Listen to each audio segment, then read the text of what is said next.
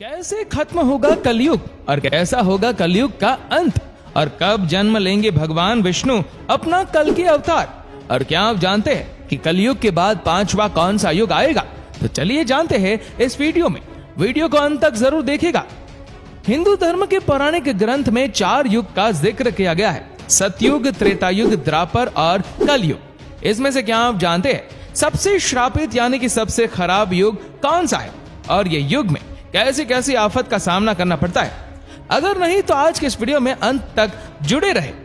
तो दोस्तों, पौराणिक ग्रंथ के अनुसार 4 युग में से सबसे श्रापित और खराब युग कलयुग को माना गया है और हम जिस युग में जी रहे वो कलयुग ही है। और ये शायद मुझे बताने की जरूरत नहीं है कि दिन प्रतिदिन कलयुग की हालत बद से बदतर होती जा रही है। वैसे कलयुग के बारे में ये लाइन तो आपने जरूर सुनी होगी कि रामचंद्र कह गए सिया से, ऐसा कलयुग आएगा, हंस चुगेगा दाना दुन का और कौवा मोती खाएगा। दोस्तों, कौवा मोती खाएगा या नहीं ये तो आने वाला समय बताएगा, लेकिन कलयुग के बारे में ऐसा बहुत कुछ है जिसका जिक्र हमारे पौराणिक धर्म ग्रंथों में किया गया है। और यकीनन इसे जानने के बाद आप भी कलयुग को श्रापित युग मानने लगेंगे। दोस्तों, क्या है कलयुग की पूरी सच्चाई हम आपको बताएं उससे पहले आइए बाकी 3 युग के बारे में थोड़ा जान लिया जाए। सतयुग यानी सत्य का युग। दोस्तों, सनातन धर्म का सबसे पहला युग सतयुग है, जिसे सत्य का युग भी कहा जाता है। पुराणों में सतयुग की कालावधि 17,28,000 साल बताई गई है। सतयुग में प्रतीकात्मक रूप से धर्म के 4 स्तंभ थे, तप, सत्य, शुद्धि और दया। आप इन्हें धर्म के 4 पैर भी कह सकते हैं। इस समय इंसानों की लंबाई 32 फीट हुआ करती थी। सतयुग में इंसानों की आयु भी काफी ज्यादा हुआ करती थी। उस समय का इंसान 10,000 वर्ष से 1,00,000 वर्ष तक जीवित रहता था। सतयुग में धरती पर पाप की मात्रा 0 होती थी, यानी पाप क्या होता है वो सतयुग के लोगों को पता तक नहीं था। उस समय के लोगों में पुण्य सबसे अधिक हुआ करता था, यानी कि सतयुग में जितने भी लोग थे सब के सब पुण्यात्मा थे। राजा हरिश्चंद्र की कहानी तो आप सबने सुनी होगी, जो अपने पूरे जीवन काल में सदा सत्य के मार्ग पर चले थे, यहाँ तक कि सत्य के लिए उन्होंने अपना और अपने परिवार का बलिदान दे दिया था। राजा हरिश्चंद्र भी सतयुग के समय ही हुए थे। त्रेता युग या फिर रजत युग। दोस्तों, सनातन धर्म का दूसरा युग त्रेता युग को कहा जाता है। इस युग की कालावधि 12,96,000 वर्ष थी। इस युग को रजत युग और बहुत से लोग सिल्वर एज के नाम से भी जानते हैं। इस युग में धर्म के सिर्फ 3 स्तंभ थे, सत्य, शुद्धि और दया। दरअसल धर्म का चौथा स्तंभ तप, सत्य के अंत में ही घट गया था। त्रेता युग में मनुष्य की लंबाई 21 फीट होती थी और आयु लगभग 10,000 वर्ष थी। त्रेता युग तक समाज वर्णों में विभक्त हो गया था। समाज में ब्राह्मण, क्षत्रिय, वैश्य और शूद्र वर्ण अस्तित्व में आ चुके थे। इस युग में लोग अपने कर्तव्यों का पालन तो करते थे, लेकिन उनके अंदर लालच और ईर्ष्या की भावना ने घर कर लिया था। इसलिए त्रेता युग में पाप की मात्रा बढ़कर 25% हो गई थी और पुण्य की मात्रा घटकर 75% रह गई थी। जहां इस युग में भगवान विष्णु अपने वामन और राम अवतार में अवतरित हुए थे, तो वहीं इस युग में बाली और रावण जैसे महान राक्षस भी हुए। बाली, जिन्होंने भगवान वामन को पूरी धरती दान में दे दी थी, तो वहीं रावण, जिसने माता सीता का अपहरण करने के बाद भी उन्हें छुआ तक नहीं। द्वापर युग। दोस्तों, सनातन धर्म का तीसरा युग द्वापर युग को माना जाता है। इस युग की कालावधि 8,64,000 वर्ष थी। धर्म का तीसरा स्तंभ शुद्धि त्रेता युग के अंत में समाप्त हो गया था। इसलिए इस युग में धर्म के केवल 2 स्तंभ ही बचे थे और वो थे सत्य और दया। इस युग में इंसान की लंबाई घटकर 11 फीट रह गई थी और उम्र घटकर 1000 वर्ष रह गई थी।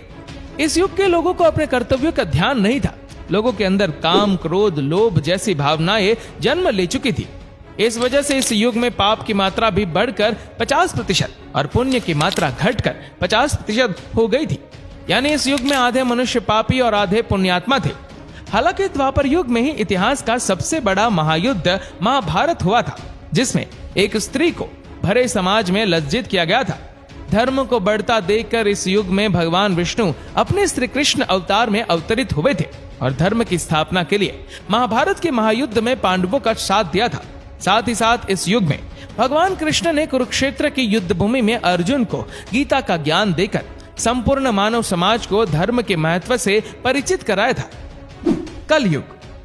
दोस्तों, सनातन धर्म का चौथा और अंतिम युग है कलयुग। पुराण में कलयुग की कलाविधि 4,32,000 साल बताई गई है। वर्तमान का युग कलयुग ही है। अभी कलयुग का प्रथम चरण चल रहा है। पुराणों को ध्यान में रखकर विशेषज्ञों द्वारा की गई गणना के मुताबिक अभी कलयुग के 5,000 वर्ष ही बीते हैं, यानी कि कलयुग का अंत होने में अभी 4,27,000 साल बचे हुए हैं। इस युग में धर्म का सिर्फ एक ही स्तंभ दया बचा है, जो कि इस युग के अंत तक समाप्त हो जाएगा। वहीं इस युग में पाप की मात्रा 75% और पुण्य की मात्रा 25% बताई गई है। साथ में यह भी कहा गया है कि पुण्य की ये मात्रा कलयुग के अंत तक घटकर शून्य हो जाएगी। इस युग में इंसान की औसत लंबाई 5 फीट 5 इंच बताई गई है और उम्र 80 से 90 साल बताई गई है। लेकिन साथ में विष्णु पुराण में यह भी बताया गया है कि जैसे जैसे कलयुग का अंत नजदीक आएगा, मनुष्य की आयु घटती जाएगी और अंत में मनुष्य की आयु घटकर मात्र 20 से 30 साल रह जाएगी। उस समय छोटे छोटे बच्चे गंभीर बीमारियों का शिकार होंगे। कम उम्र में ही बच्चों की आंखों पर चश्मे और बालों में सफेदी छा जाएगी। हर इंसान रोग से परेशान होगा। बच्चे से लेकर बूढ़े तक कलयुग में हर कोई चिंताओं से घिरा रहेगा। कलयुग के अंत में विवाह एक प्रकार का समझौता होगा। जिसके पास पैसा होगा, स्त्रियां उन्हें ही अपने पति के रूप में स्वीकार करेंगे और जो दहेज देगा उनके घर ही स्त्रियों का विवाह होगा। लोगों में एक दूसरे के प्रति समर्पण और सम्मान का भाव समाप्त हो जाएगा। रिश्तों का महत्व नहीं रहेगा। पति और पत्नी एक दूसरे के प्रति ईमानदार नहीं रहेंगे। विश्वास किस चिड़िया का नाम है वो तो लोग भूल ही जाएंगे। जिस व्यक्ति के पास जितना धन होगा वो उतना ही ज्यादा शक्तिशाली माना जाएगा। ऐसे ही लोग विद्वान और धर्मात्मा कहलाएंगे और ऐसे ही लोग समाज में पूजे जाएंगे। दोस्तों, वर्तमान समय में जिस तरह से धरती पर धर्म और पाप बढ़ रहा है, जिस तरह की परिस्थितियां हमारे सामने आ रही है, उस हिसाब से देखा जाए तो ये सारी बातें सच होती नजर आ रही है। धर्म ग्रंथों के मुताबिक कलयुग के अंत में धरती के एक हिस्से में जहां लोग बाढ़ से तबाह हो रहे होंगे, तो वहीं दूसरे हिस्से में लोगों को सूखे के प्रकोप का सामना करना पड़ेगा। और जैसे जैसे कलयुग का अंत नजदीक आएगा, पृथ्वी पर मौजूद सारी नदियां सूखती चली जाएंगी। और जैसा कि आप सभी देख रहे हैं, इस कलयुग में पद्मा और सरस्वती नदी का विलुप्त पहले ही हो चुका है। अब एकमात्र सिर्फ गंगा बची है। ये भी कलयुग के अंत तक विलुप्त हो जाएगी, जिसके बाद पानी की कमी की वजह से धरती फटने लगेगी। और फिर एक समय ऐसा आएगा कि जब लोग पानी की बूंद बूंद के लिए तरस कर अपने प्राण त्यागने लगेंगे। उस समय धरती पर चारों ओर सिर्फ अधर्म का बोलबाला होगा। लोगों के हृदय से दया भाव समाप्त होगा।